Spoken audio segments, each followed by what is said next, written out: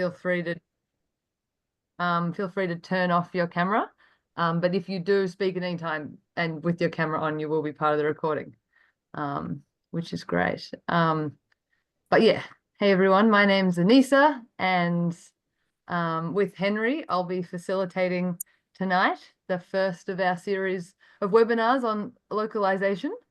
And before we kick off, I just want to start by acknowledging that I'm on unceded Aboriginal lands here on Wurundjeri Willam country in Melbourne. And I imagine most of us, or all of us here are too. And so to pay my respects to elders past and present.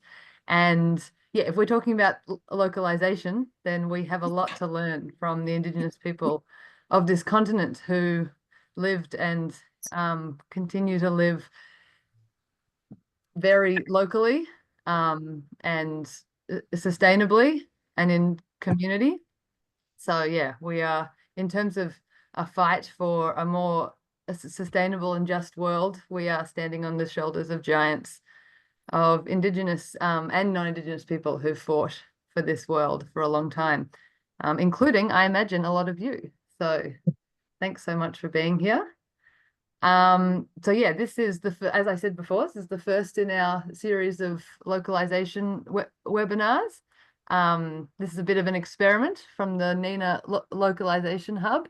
And so we're so glad that you can all be here. Today we're doing kind of introduction into localization. So we'll be going until about 8:30 and starting with a bit of what is localization and why. We'll get to hear from 3 projects that are doing localization, and then we'll have a bit of a discussion. We'll do some breakout rooms, get a chance for everyone to talk and to meet each other a bit more, and then we'll have an all-in discussion, and we'll talk about the future webinars. Housekeeping is keep yourself on mute, all the old Zoom things. And yeah, maybe I'll hand over to Henry to kick us off into what is localization. And I saw one person put in the chat where you're from. I love that. So feel free to chuck in the chat where you're from so we know who we all are. But yes, over to you, Henry. Thanks, Anisa. Yeah, I would encourage people to also, if they would like to, change their Zoom names. If you want to put your first name or whatever, and also if you have a project affiliation, because this, I'm excited about this series of workshops because the idea is to be talking to people who have already some involvement or action in the localization or new economy space, whatever that means to you, and coordinate and network, meet each other, strengthen the movement, strengthen our awareness of what's actually going on in this country. Because as always with localization, a lot more is going on than we hear about. And that's one of the most important messages we have to really share. So I'm from an organization called Local Futures. I'm calling in from Bundjalung lands near Lismore. And I've been working with Local Futures for 10 years to basically strengthen what we call the localization movement. So I'm just going to kind of frame what the word means, why I think it's a important framing when it comes to building new economies and building regenerative economies and getting back in touch with what we all know we need to do. So I'm going to talk about that, and also some of the misconceptions or some of the difficulties, the stumbling blocks that always come up when we use the language of localization, seeing as it's still relatively, it's still kind of a framing that can be new for people for all of us who've been fed the kind of left-right politics, and not really educated in what we're saying with localization is that we've got to look at the scale of the economy. And I'm sure that's why a lot of you are doing the projects that you're doing. So localization is a shift in direction. It's not a radius. It's not we all wake up one morning and get our all of our basic needs from 50-kilometer radius around us. In many cases, a lot of people in Australia would only be eating cotton or sugarcane if that were the case, because of the global economy that has imposed monoculture across this land since colonization. So the historical framing is obviously that, we've had a colonizing global economy that started in those days of colonization when it was about global traders gaining more power than local communities and even nation states, and extracting wealth by trading commodities across the globe. And that meant, you know, pulling, tearing down the local economies that have existed for, as Anisa mentioned, time immemorial thanks to the work of Indigenous people across the world, and traditional cultures and land-based cultures. So it meant tearing those down, pushing people into production for export, and that meant monocultures on the land and the imposition of a very resource-intensive, urban-centric economy. So from my perspective, most of our issues today, jumping forward into the present, stem from the imposition of that and the ongoing imposition of large-scale export-oriented economies and large-scale technological systems that extract wealth for the few at the expense of the many. I mean, I'm sure this is all stuff that you're very much across, but just to kind of frame it, this is why we think the language of localization is so important, because it's based in that history, and it looks at shifting direction. So moving, the economy is not a static thing. Uh, Globalization continues through the imposition of large scale technologies, now AI and all that kind of stuff is all part of the globalizing machinery, and trading money, speculation, and the deregulated financial market. And that is all what we call globalization, because it's larger and larger scale and more deregulated corporations that have more and more wealth um, in charge of that. So localization is a shift in direction. We say it can happen through bottom-up initiatives, like what many of us are doing. From in the smallest scale, we might get together with a group of friends and start rebuilding something different. We might be involved in a project that is sowing seeds, saving seeds, reinventing a community energy system, whatever it is, from the bottom up.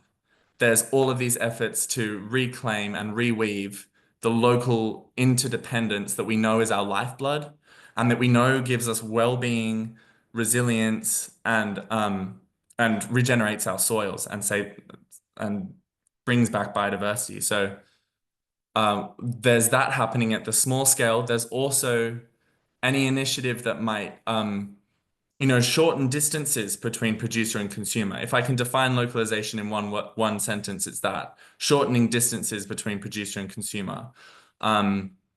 So even if we have farmers markets where we're still, getting products from other parts of the country or other parts of the world, if we're taking some of the market share away from the globalized corporations, and that's still a good thing, because you're becoming at least more in contact with who it is who's importing your food, even if it's not that they're directly growing it. So even just that shift in direction is really important, and and we'd still call that localization. Um, and yeah, I mean, yeah, I guess that's how the main ways we would define localization is shortening distances between producer and consumer, building or strengthening place-based initiatives. Um, and this can be done through the grassroots, as well as coalitions for policy change.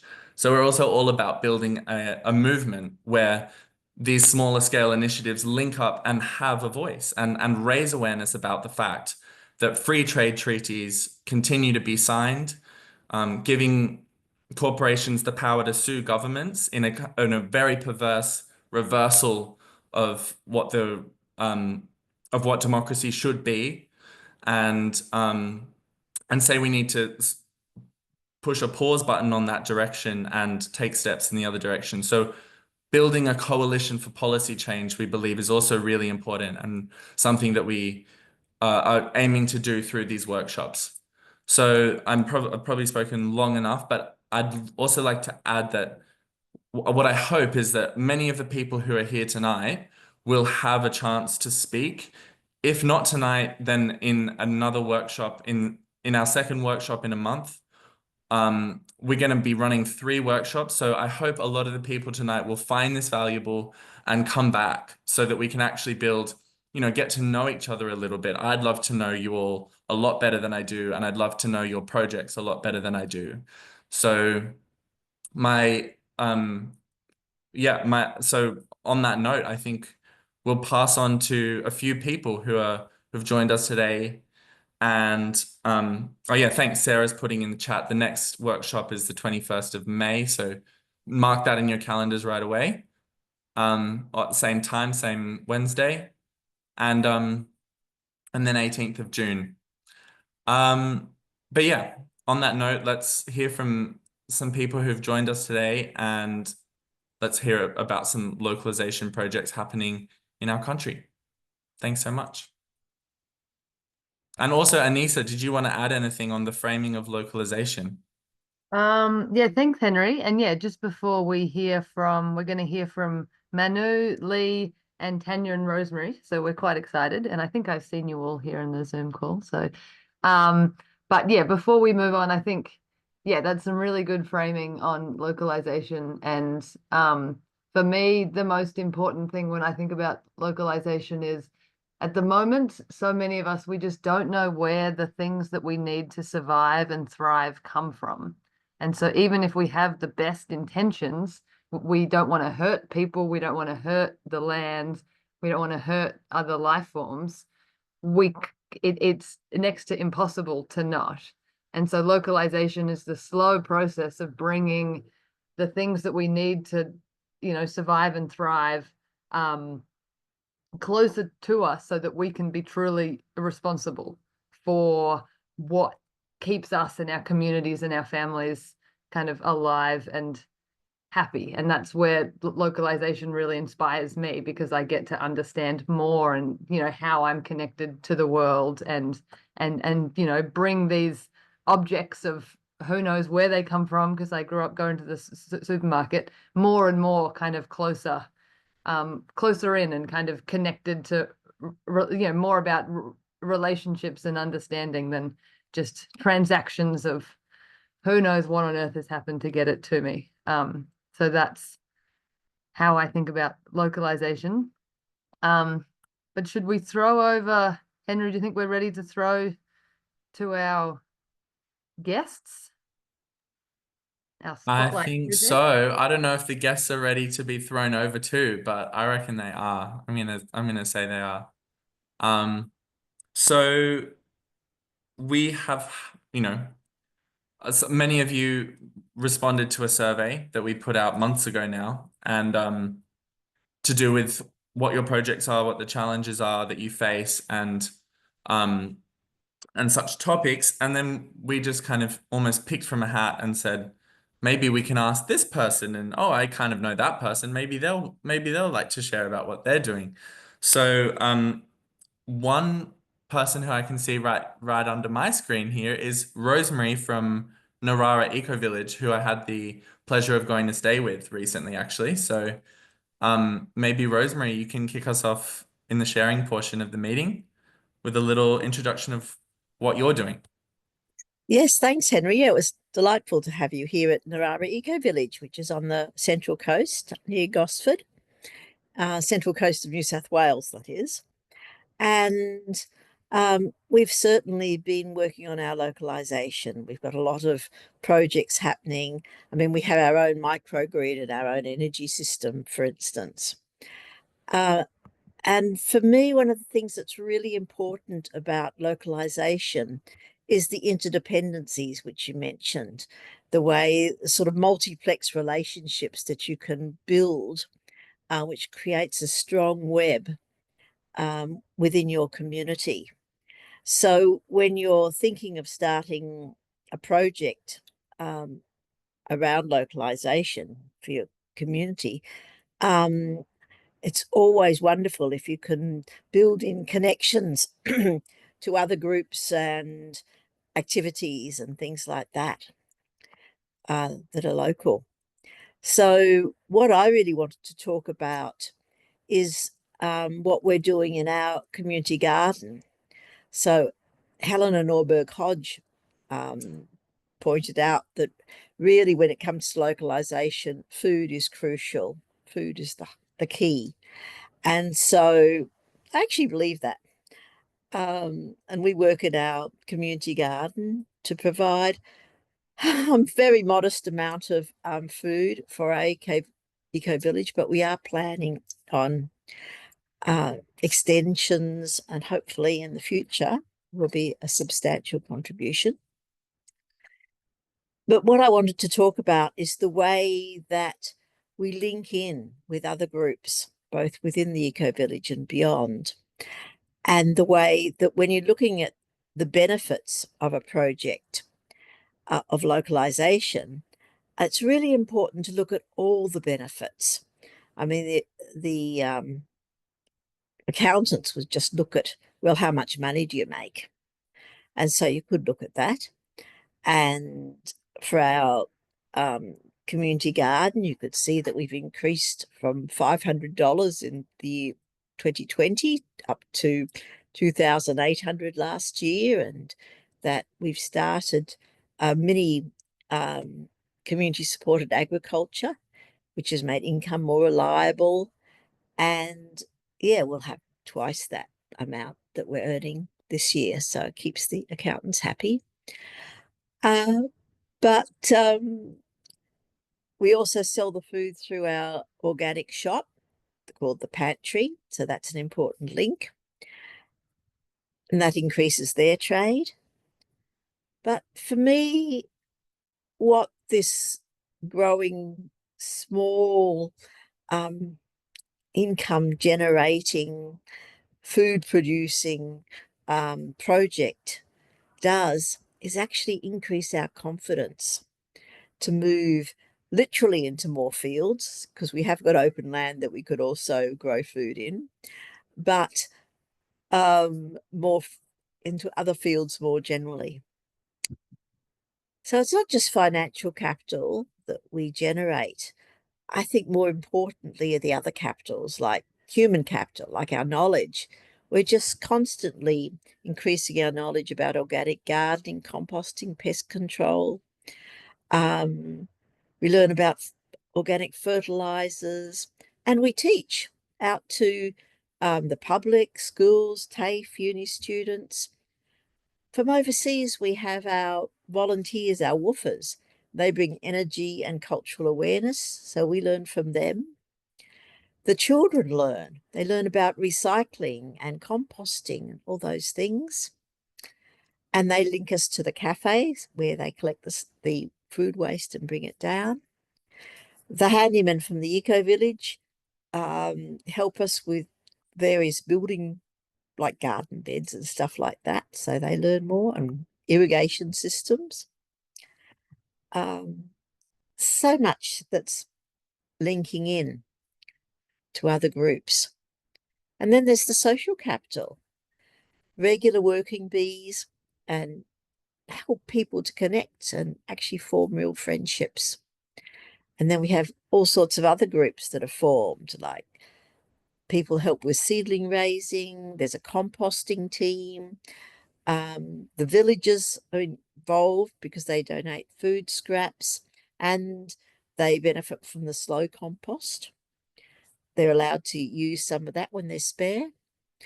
And actually, at a deeper level, there's some helpers that have really benefited from the sort of therapeutic aspect of a garden that really helps with life stresses. Then there's the environment capital. So improved soil, increased numbers of worms and microorganisms. We're developing habitat. nearby for small birds, and they help with pest control, and that links in with our bush regeneration group. We're growing flowers to encourage beneficial insects. We borrow chickens from the Chook Collective, and they help us renew our beds. Yeah, and the mowing team leave us grass clippings that we use for mulch. And there's all sorts of examples of reusing things that would otherwise go to landfill, like denailing wood for garden edges and old sinks for washing veggies, etc. And tools and salvage materials come from our tool library, a woodshed and metal shed. So we're lucky, we're a cooperative. We know each other. There's a high degree of trust and connection. But some of these sorts of connection, I reckon, are available around any community project that's starting up relocalisation. It's just about divergent thinking in terms of who's around and what are they doing and how could we beneficially connect with them. And then looking at the whole benefit of your project, not just the food that's produced or the power that's produced, etc. So I think I've done my 5 minutes. Thank you. Thanks so much, Rosemary. Yeah, great to hear you. And yeah, thanks for highlighting the food element of this. Food is 50% of what we bang on about in terms of localization, because it is the one thing that we all produce for ourselves, that we all need. The one thing that we all need every day, that humans produce for ourselves. And so, in the discussion of economics, we get lost in financial this and technology that, and forget that our real needs are actually very simple. And so we like to start localization with the simplest, most basic needs that have the most profound impact, like you say, on the land, on us as people, on our bodies, our physical health, and our well-being on an emotional and spiritual level as well. So thanks for raising that. Also, people are talking about waste in the comments. I see that. A great clarification of what I was saying: shortened distances between producers, consumers, and disposers. So yeah, when we talk about localizing, it is making visible those impacts that Anisa also mentioned, shortening those distances and making visible all of our impacts on the world around us, and thereby informing our choices as not just as consumers, but as animals, really, as a species living on this ailing earth at the minute. So for me, yeah, that localization is all about accountability, and the waste brings that in as well. Anisa, can I hand over to you or invite the next project to be sharing? Well, I see Manu. Manu, do you want to go next? Sure. Hi everyone. Introduce what you're up to. Thank you. Hi, thank you. Thanks, Rosemary. That was really lovely. My name is Manu, and I'm in the Blue Mountains. I run a charity, local small charity called Farm It Forward, and what we do is we started 5 years ago. A bunch of friends who worked or were active at the local food co-op, our local food co-op, spent about a year gathering accounts from different people coming through the doors. And what we found, just observing council data and listening to what people were saying, was that there was really strong disparity around access to land. So on one hand, we had older people and people working full-time who had access to land and who owned land but didn't have the time or the means or the physical mobility to be able to grow food on the land. And then on the flip side of that, we had people who for whatever reason were either studying, or young people who just couldn't see a prospect of having access to land or owning their own land, who also wanted to learn how to grow food in an earth-friendly way, in a regenerative way. And really our work was just to basically, this was a participatory design, basically figuring out how to connect the dots, connect those people who had land with the people who wanted to learn and to grow food locally.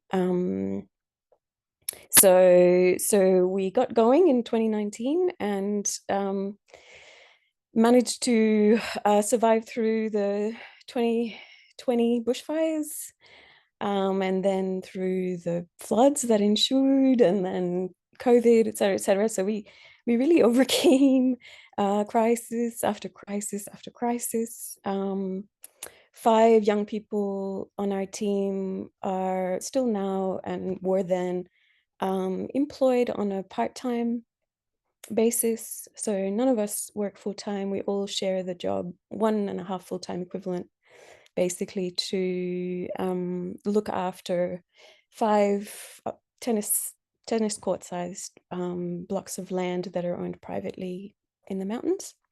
And that was about 1/2 acre to maybe a little bit over 1/2 acre under vegetable, just regenerative vegetable production.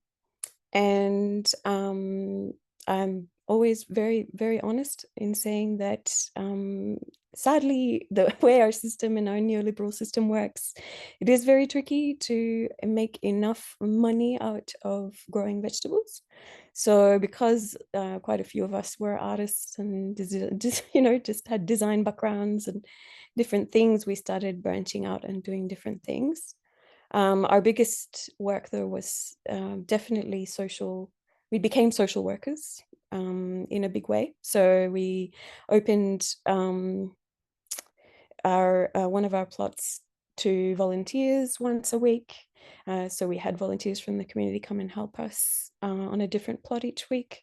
But then we also had, what we found was that there were a lot of young people coming to our working bees, and one of these young people actually said, well, I wish there was anything like this in high school, because it really helps me with just social health and mental health and physical health. And that kind of planted a seed, and a couple of years ago we managed to get some funding to put up a very large grow tunnel, 25 meters by 7.5 meter grow tunnel on Katoomba High School grounds. So Katoomba is the main town up here in the Blue Mountains, in the upper mountains. And so we started growing vegetables on school grounds at Katoomba High School. So yes, we had to obviously upskill as well. We had some knowledge of permaculture and growing food, but we had to learn how to do it at a scale that meant that we could have 20 boxes or more of veggies each week to sell to the community. And also we had to upskill in mental health support and youth work and child protection and all of those other things. So yes, so it's very multifaceted work that we do up here. And just recently we've shape-shifted with the times, looking at what people's particular needs were, and working in a local public high school, we realized the crisis that our young people are facing at the moment: social health crisis, mental health crisis, physical health crisis.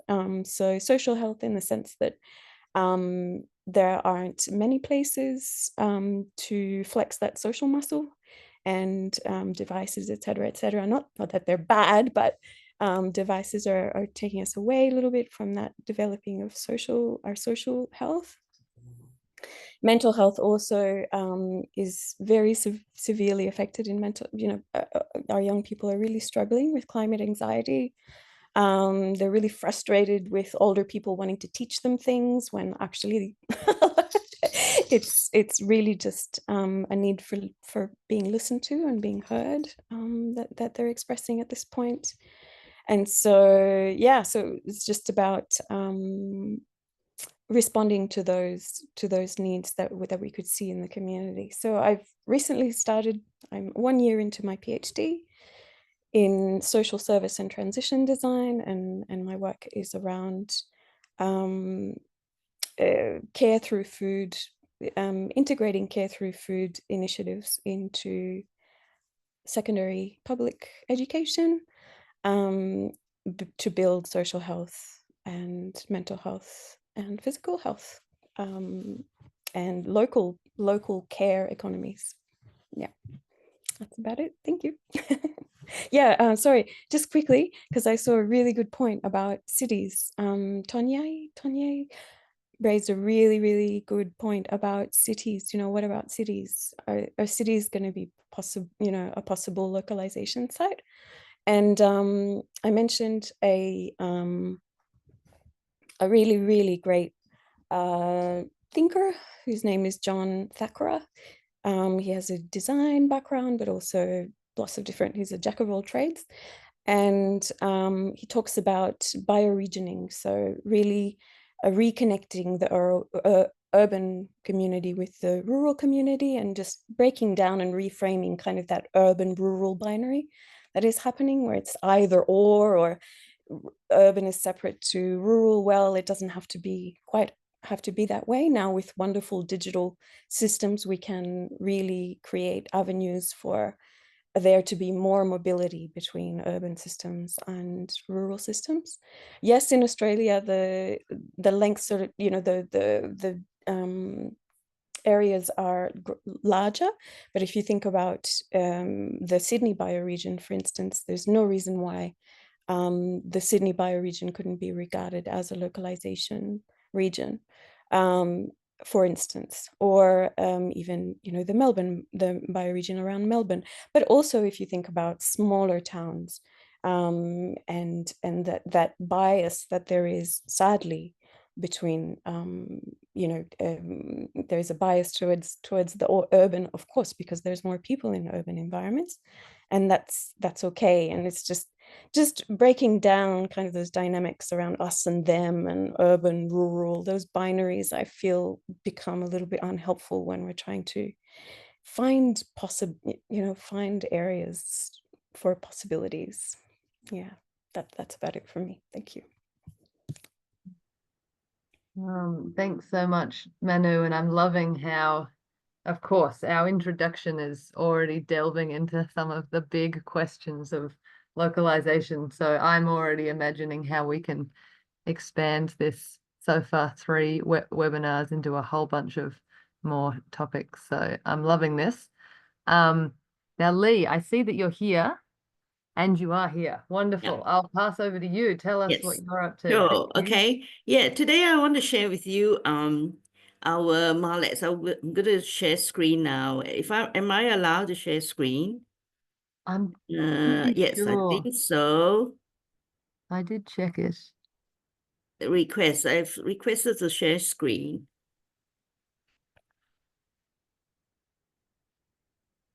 Yep. Is that coming up for you, Sarah? Yeah, I'm just trying it now as well. Hopefully that should work now, Lee. Okay, I'll just do share. Yep, it seems to have come up. Okay, Awesome. so share. All right. So yeah, this is our new website. It's very new actually. It's only really just got up a couple of weeks ago. Yeah, we operate this particular scheme. It's not new. You know, some of you might have heard of it in the 70s or even 70 or 80s or something. And it's been, I think, tried in some places, and they kind of folded for, I don't know, different reason. One of which I know in the Gippsland area in Victoria was because the taxation department went after them. So far we're okay. We're still trading. We've got about over 500 members on our database, and we're not based in anywhere, but we kind of operating out of different, you know, various places whenever we have opportunity to set up a store. Yeah, so, you know, at the moment, the president is George, and I'm the secretary, and then we've got a whole bunch of other people who are involved in a committee that helps to get things together. We operate mostly in the Mount Alexander Shire Council area. So every Saturday we're at Castlemaine, and then once a month we're at Malden, and then once a quarter we're at Newstead. Yeah, so we don't use money at all. Although, for some people who has got nothing to trade, but they want to do the swap with us, we do accept the money. And then with the money, we go buy organic food and, buy local. Like I deal with a local organic produce supplier on top of what we've got. We bring our excess from our garden. Some of us cook, and then other people make soap. Some people knit beanies or, whatever, a whole range of things. Some people bring their secondhand clothes, secondhand kitchen stuff, excess spices or whatever in their kitchen. Just anything and everything at all that anybody's going to need can be swapped or traded. We don't actually, accept money. So you just build up your credit. If you're in debt, then you need to try and bring something in to put your balance into the black again. So we've done that, and then all the time we record every single transaction, and at the end of every month we actually get a statement. Then you know whether you're in debt or you're not. And we are very open. We don't really judge people for whoever they are.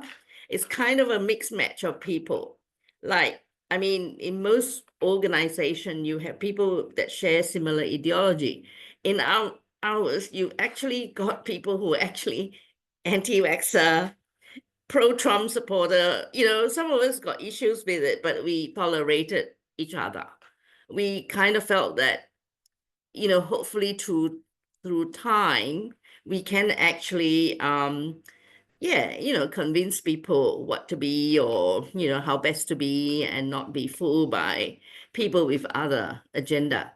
So that's basically what we do. But, it has been quite useful in that during the COVID time, a friend of mine told me it was Marlette's that helped her, because she didn't have any income in that period. She runs Airbnb, and there was no gas. So she didn't have any income. And the only way she could survive was to go to Marlette's and buy things. She had a debt, but eventually she paid it off slowly. Debt in terms of like pots debt, not monetary debt. We trade different things: plants, seedlings, flour, and even services. So we've got some people who don't cook, don't have any food. They have skills. The handyman or the mechanics, and so on and so forth. So, although our service database is not as accessible, that's something that we try to make it more accessible, so that people can actually, access service apart from food and produce. And George, our president, he's also a lawyer. He does a lot of legal advice on pots, which is the Marlette's currency. And then there are people who does a bit of building work, gardening work. So it's a lot more flexible, and it's quite wide-ranging. And because of that, we are quite popular. But we do have obstacles. We got kicked out of the farmers market, because we are too alternative for their liking. And also, we try, we had permit from the council to trade in nature strip, and also in like open space like that. But there's always issues about whether we're cooking our jams and stuff in a commercial kitchen or not. So as you can see, we have all kinds of different produce, homemade, cooked food, and so on and so forth. And it's also a very social kind, social event every Saturday, particularly in Castlemaine. You know, we've got people who are musicians, they come and play. For them, it's like an opportunity to practice, you know, their instrumental, musical instrument skill. And for us, it's really lovely to have music playing in the background. Yeah, so they do that. And then, yeah, so we have fresh food, we have old, yeah, secondhand clothes. We haven't even have people bringing their goat's milk, homemade cheese, all kinds of things like that. And honey, they all local from the Mount Alexander area. Now, every year we do a collective olive picking and oil press, oil processing. So we in a couple of weeks' time, we will be doing that. So yeah, so you know, we make it flexible so that everyone can join. And we are rather popular and it's fun. You know, it's a social time. It's kind of quite good for some of the members. It cuts them from isolation when they come in every week. We ask about them. For example, one of our members is a nurse, and she's helping to care for one of our other members who is a 96-year-old elderly man who's getting very, very frail, and she gets paid pots. It's part of our community service, so we try to, you know, do that kind of support as well, even though none of us are paid for doing this job. And most of us has got a second job, you know, but we reduce our job from full-time to part-time mostly. Many people are retired. Yeah, and so they find this really useful. So we can still continue to pursue our hobby, get to meet people and do something meaningful within the local context. Yep. So yeah, so in a nutshell, that's what we do. It's very, very local. And I'm happy to answer any question. And for anyone interested, I've just posted our website address there on the chat site. Thanks so much, Lee. Thank you No so worries. much. Yeah, it's a great thing to learn about these projects. Like, you know, I'm in a very different part of the country to you, and I had no idea about what you're doing. So that's so until Anisa brought it up in one of our pre-meetings, actually. So yeah, so fantastic to learn that, and from everyone else who shared as well. And I hope there'll be ample opportunity for other people over the coming workshops to share about their different projects, because I find it really inspiring. There are some really interesting conversations coming up in the chat now, and over the yeah, and they have been. So I really would love to look at the question of cities and localization, and what kind of leaps in terms of our imagination that's going to require, as well as what kind of policy support that will require. I have a lot to say on that personally, and I think a lot of people do. But we're going to go first to breakout rooms. So we're gonna, Anisa, do you have an idea of how many people will be in each breakout room? We're gonna just do 10 minutes and then come back and have a bigger conversation. Yeah, so I was thinking 5 to 6 people per breakout room so that you've got time to hear from each other, and to be able to kind of introduce yourself and, you know, what project or projects you might be working on, but also you might not be working on any projects, so kind of why you're here, what you're interested in, and all of that. And then, yeah, if you still have time after that, you can, like, we just think it's so important for people to be able to chat to each other, because those of us that have already spoken are definitely not the only ones in the room. But if you don't want to be in a breakout room, yeah, I guess you can just keep your camera off, or feel free to put a message in the chat. You can just watch. We won't force participation on you. But I've also quickly made up a little Google Slides deck, which is a way that if one person in each breakout room wants to take some notes, so that, you know, because I bet there's people like me who are like, oh, I want to hear from some people, but I also want to hear from everybody. So this is a nice way that if within each breakout room, there's one person taking notes, then we're able to see all of the amazing things that are being talked about. So I've put that link in the chat. So hopefully those who are feeling up for it and tech savvy enough can jump in and take notes. But I'll open up the breakout rooms now, and then we'll see you back in 10 minutes. Let's do it. Oh, thanks, Sarah. Yeah, we're looking forward in the next couple of webinars to keep these sort of conversations going. But Henry, I'll chuck over to you. Okay, yeah, cool. Yeah, I think the our breakout room was really nice. It was great to hear in closer contact with other people what they're doing. I decided I need to make sure somehow, and please help me with this, that we compile a list of all you people, where you are, what kind of projects you may be involved with, or what you're thinking of starting. And also I want to get it on, I'm envisioning a map where I do just like put a little cross or something, just so we get the sense of the spread across the country. So yeah, we'll try and figure that out. I'll make a note to myself. And so now it's an open discussion for the last 15 minutes or so on, some of the things that were coming up in the chat before were really interesting, and the nitty-gritty of what this all means.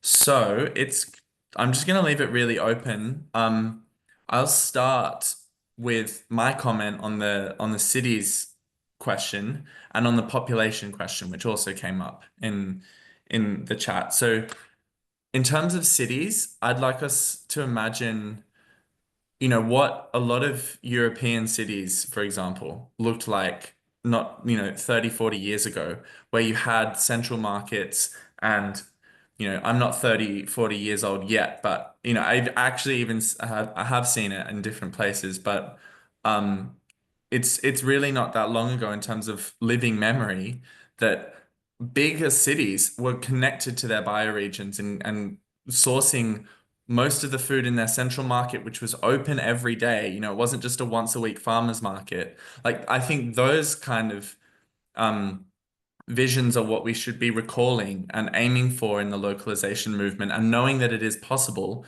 and that it's only because of the layers of policy that has supported longer and distance supply chains and products wrapped in plastic coming in and booting out because they're made artificially cheap by subsidies, taxes, regulations, booting out the local markets or the regional markets. And that's also why it's a question of direction, moving in that direction, not, setting a radius and saying we've got to get everything from there overnight. But like, how can a city like Sydney or Melbourne connect to the producers in its bioregion, preserve some of the land that hasn't yet been built on with concrete?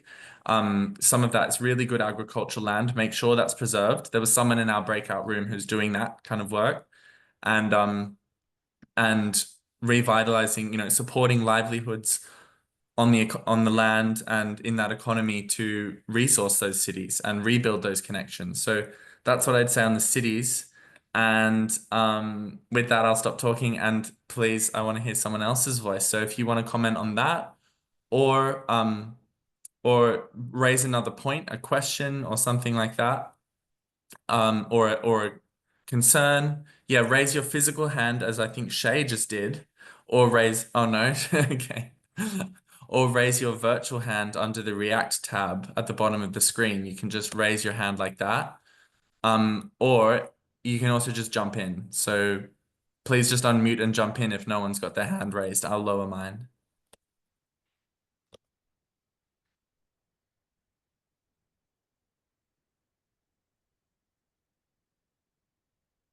Okay. You were all chatty in the chat before. I was noticing that, so now's the time to take the next step and be chatty with your mouths. Nick, thanks.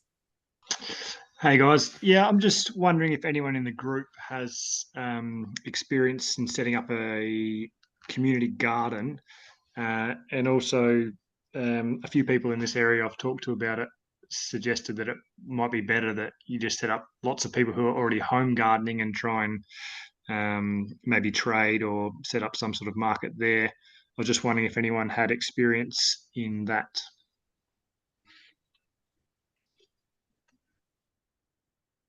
Oh, Nick, I can put you in contact with some people down here in Melbourne who they've been setting up a guerrilla garden. So it's not only a community garden, it's also they're not waiting for council permission. They're just using community social license, and they've just gone and they're recreating commons and doing it in quite a political way.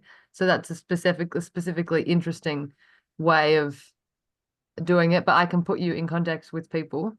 Also, I know Community Gardens Australia, I'll just put in the chat, they have a how to start a garden. But sometimes it can be nice to talk to real people rather than read it on a website. Yeah, thanks, Anisa.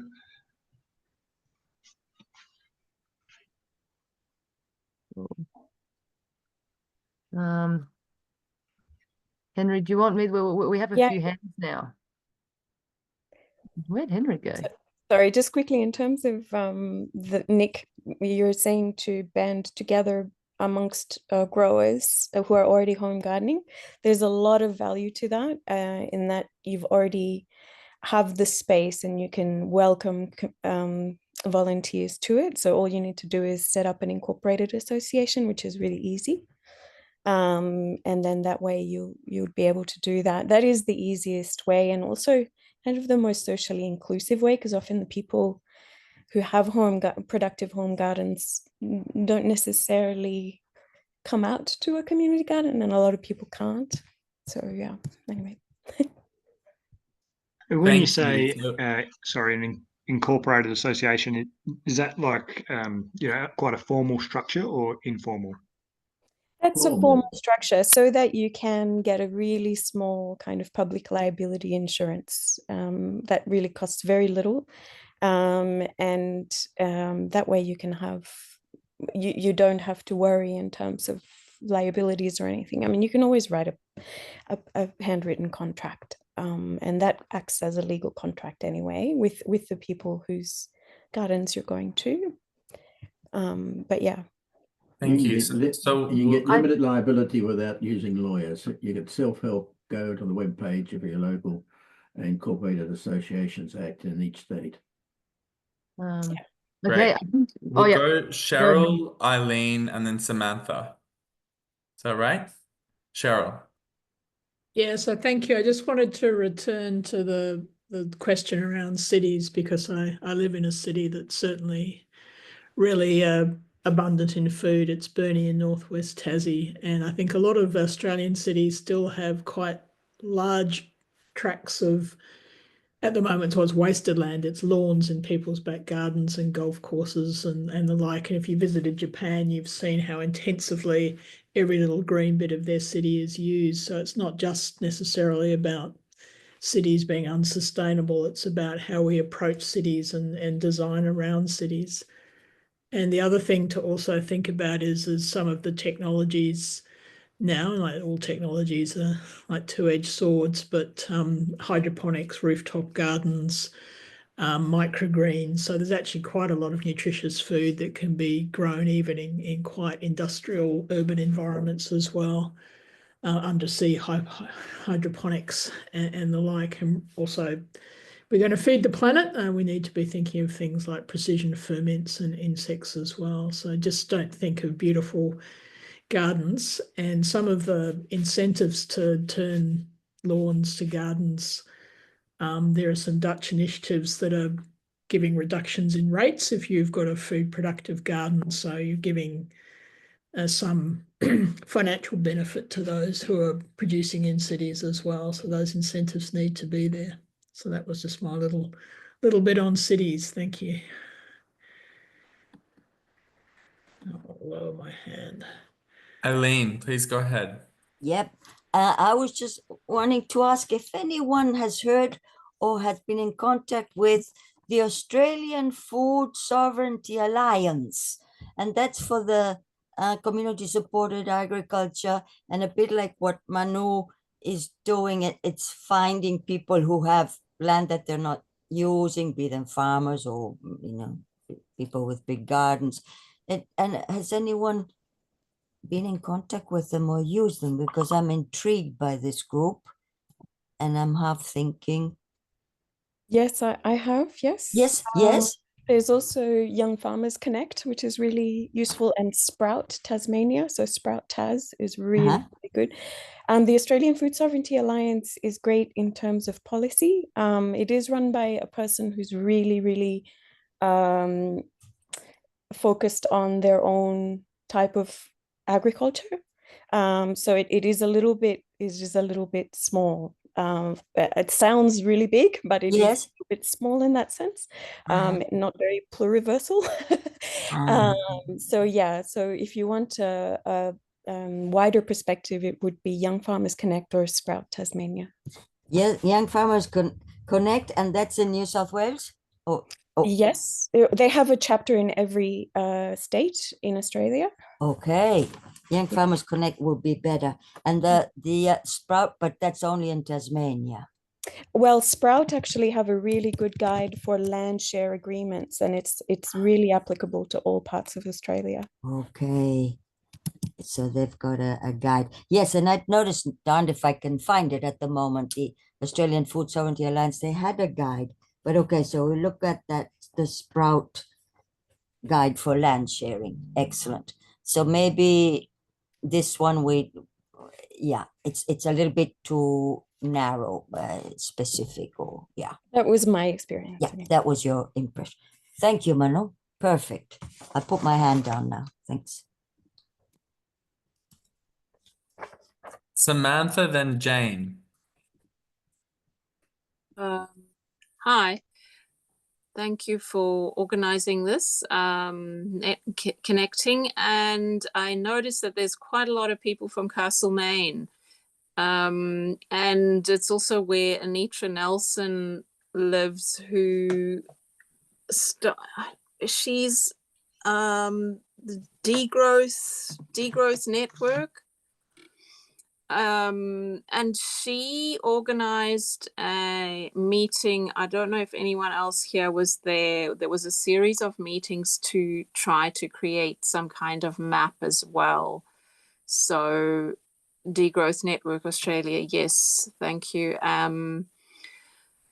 It just feels like there could be a lot of overlapping that we could do with bringing in more people that are already working in this space. And definitely Anitra would be interested or have knowledge to share. She's going away overseas. I'm house sitting for her. She's Oh, going away for the next couple of months. Right.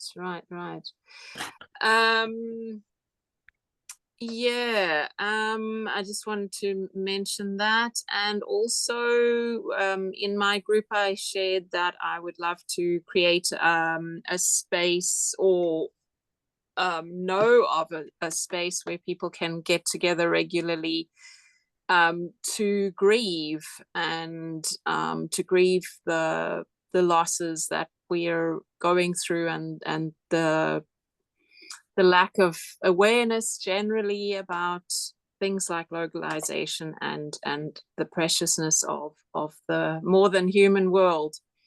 So if anybody knows of regular groups meeting, let me know. Thank you. Thank you, Samantha. Jane, and then Malcolm.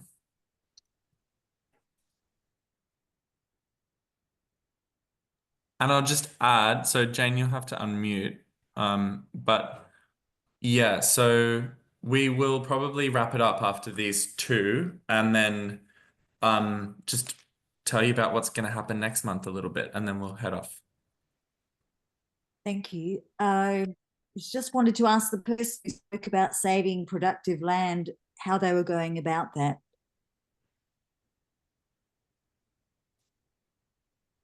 somebody mentioned? Great question. Yeah. Graham, I know you, so we heard we got some input, and then we'll see if the audio, if Graham's audio works, because it stopped working. Yeah, can you hear me? Yes. So I don't know if I've got a direct answer for Jane, but I think we're slowly working towards community purchase of land. I'm not sure if that's the answer that you're looking for, Jane, but we're hoping that at a community level, there's 12,000 residents in the Torquay on the 3228 postcode, which is Torquay, and just the simple maths of $12,000 and a fully tax deductible donation would yield $2.4 million. So we're hoping to leverage that and purchase land that the community owns and stewards. There's also, thank you, Graham. There's also, I'm just going to put in the chat here the link to the localization action guide, which has some really good examples of what you asked about, of land trust, community land trusts. I think most of the examples are from the US or the UK around that particular topic, but I just put the link to the localization action guide if you want to have a look there and maybe connect with those organizations overseas. No worries. Malcolm. Yes, I'm another one of the Castlemaine people, and something we've done in Castlemaine, and this has been going on for a while, is looking at all the implications of the changing future, and we've managed over the last 5 years to get our Shire Council quite deeply involved, but not always necessarily effectively, but certainly deeply involved, and adopting policies which often degenerate into motherhood statements, but they're still something you can get your teeth into and manage. And this doesn't just cover localization. We in fact have a specific local localization group. The indigenous name for our area is Lianganook. There's a group called Localizing Lianganook, which has been in existence for some years, which is addressing many of the issues and acts as a forum for thought. But we now have the council effectively moving in gradually and much too slowly moving in what I think is the right direction by engaging with the community formally through a structure. And an example is that on Saturday this week, we're having a sustainability workshop, and that includes aspects of degrowth and localization in it, but primarily it's looking at the climate related issues. But my message is that it isn't just one thing, and you have to have visibility in the system, and also you have to have a budget assigned to it. Now our council has a budget for climate change, for example, a budget for sustainability and so on, grossly inadequate, but nevertheless it's the starting point. And organising discussions can get input from everybody, so you get implicitly you get a democratic approach if you're lucky.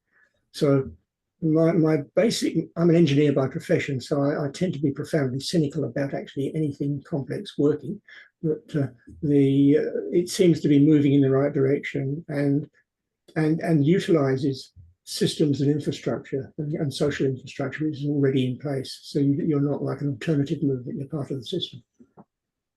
Thank you, Malcolm. I'm wondering, can you put in the chat some of the names of the organizations you mentioned, if you would? Yeah, I'll put it in just as names and links, and then you can look at them and then determine for yourself whether you think it's relevant to what we're talking about. Great, thank you. Amazing. And so we'll wrap up now. I'm really grateful that you all came and also mostly stayed through the, scary things of being in breakout rooms with complete strangers and having big group discussions online. It's not easy, and I really appreciate your that we still have a good group here doing this, and I really hope you'll come back next month so we can continue these conversations.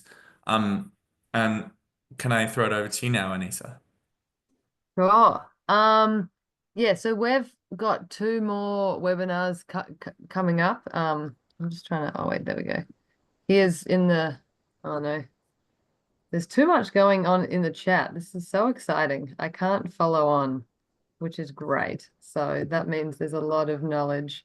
But yeah, we've got 2 more workshops. So they're kind of, from the results that we got of the webinars, we really thought that kind of talking about facing the challenges of localization would be of interest to everybody. So part 1 on 21st of May is about communicating a new paradigm. And it's about, yeah, developing our ability to effectively communicate a positive vision for a more local future and increase engagement. So it's kind of communicating with people and getting people involved. So that's what we'll be focusing on for the next one. And then in June, we'll be talking about resourcing and structural support. So that's specifically, you know, how to work with these different legal, political, economic systems at different levels of government. And Local Futures founder Helena Norberg-Hodge will be coming along to answer some of our questions. And we're also hoping to be able to do some more breakout rooms in the future, but maybe we would be able to connect people more via location, because Australia is a huge continent. So to be able to get people in contact with people in their state or city would be really good. So we're really hoping people can come back. I was also thinking we could leave the Zoom room open after everyone goes. So if anybody wants to keep chatting, because sometimes this is the best connection that we've got. But yeah, it's been so heartwarming for us to see how many people were interested in this and to hear from all of you. And so maybe we'll keep kind of creating this space for people from a lot of different organizations to come together to kind of help answer each other's questions and go deeper in some of these bigger questions. If you want about community land trusts, my co-author invented them in the United States, Bob Swan. He was chairman of the Schumacher Society, and I've left a link in the chat where you can download the whole book of tools and concepts for local self-reliance. Awesome. Thank you. Thank you, Sharon. And yes, Sarah's just put in the chat that Sarah from NENA and Ayla, by the way, who should definitely, you know, has been one of the, it's been me, Anisa, and Sarah who've been organizing this. So Sarah should definitely wave her hand right now. Sarah Bashforth, thank you so much for all your help doing this. Okay, you're welcome. It's great to be a part of it all. I'm so thrilled that we got it off the ground finally, and everyone joined us tonight. It's a real delight to actually be having these conversations. So thank you. And thank you for putting in World Localization Day into the chat. I know you're all doing a lot, but I'm going to, if you have energy to do more, or if you just want to link something you're already doing in the month of June into the World Localization Day campaign, that would be awesome, because what we're doing, what Local Futures is doing with that campaign, I've just put the link in the chat, is making visible and strengthening and networking the worldwide localization movement. So people run events throughout the month of June and tie them in to the World Localization Day campaign to be part of something bigger. So that's the invitation from my side that I'll leave with. And just also, yeah, again, thank you so much for coming in. Looking forward to seeing you again. And maybe, yeah, we thought a checkout is always nice, but we don't really have enough time to hear from everybody. So if anybody wants to write in the chat kind of anything that you're taking away from today before you pop out, then please do so.